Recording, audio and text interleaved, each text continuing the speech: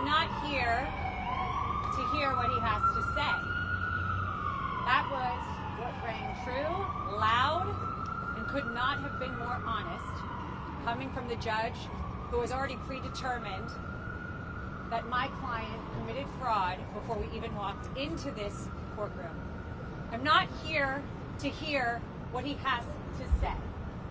Then why exactly am I being paid as an attorney, and why exactly are taxpayer dollars being used in this courtroom?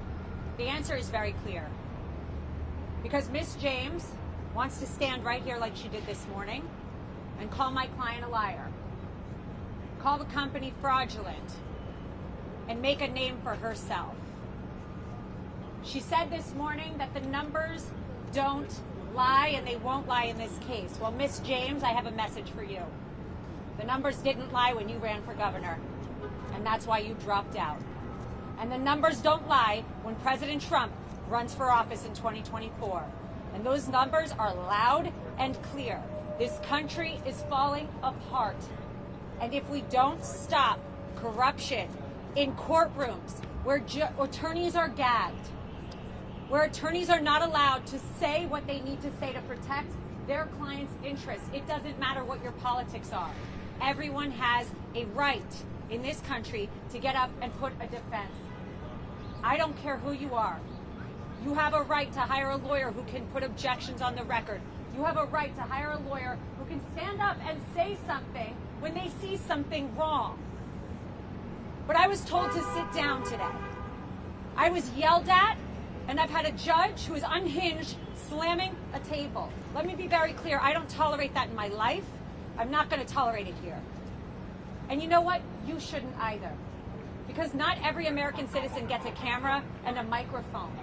And what I'm seeing is such a demise of American judicial system and democracy. Miss James came out this morning and said that she knew Mr. Trump. And she always calls him Mr. Trump because it kills her that he was the president. But the 45th president of this country, one of the best presidents we've had, has built a great company. It's worth a ton more than that statement of financial condition. And she doesn't know how to get out of it because her politics won't allow her. She calls him a bully. She says he's going to bring out racial slurs. He's going to say things today and taunt her. Well, Miss James, you taunted him. Before you came into office, before you saw one record, one statement of financial condition, you taunted him. You said his administration was too male and too pale. Those are her words. She said that she and Michael Cohen were going to be his biggest nightmare. Well, I have some news for you, Miss James. Michael Cohen folded, lied, and crumbled. Your star witness, along with all the DAs and corrupt AGs, need to be paying attention to what happens when you let us take the stand.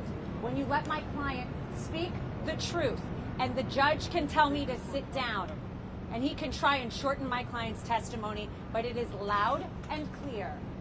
They've got nothing. They've got nothing but their politics. She's got nothing but her Soros backing, which we discovered recently. And I am sick and tired of seeing it. Pay attention, America. Pay attention. Because when you're in court one of these days, and you don't have a lawyer that has a microphone, and you don't have a lawyer that can go on TV, and you've got judges gagging them, what are you going to do? We need to fix this country. And we need to stop what is happening in this courtroom. President Trump is worth a lot more, and she wasn't ready for it. She doesn't understand it. And before she rushed to judgment, she should have thought about attacking somebody with over 50 years of real estate expertise who changed single-handedly the skyline of New York City. She picked the wrong person, and her politics will fail for it.